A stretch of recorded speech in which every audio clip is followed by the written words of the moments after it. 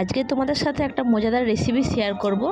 এটা মাখনা বা মাখনি বলা যায়, ঠিক আছে, বলে আর কি।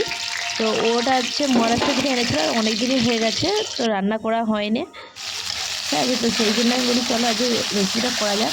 আর এখানে টমেটো, পেঁয়াজ আর রসুন দিয়েছিলাম, একটু আদা দিয়েছিলাম, কাজু দিয়েছিলাম, সব কিছু নেড়ে আর কি একটা পেস্ট ভালো করে একটু লাল করে ভেজে নিয়ে একটা পেস্ট বানিয়েছিলাম। যে পেস্টটা বানিয়েছি সেটা একটু আছে এখন গরম কড়ার মধ্যে দিয়ে দিয়েছি, দিয়ে এটাকে ভালো করে কষতে হবে আর কি।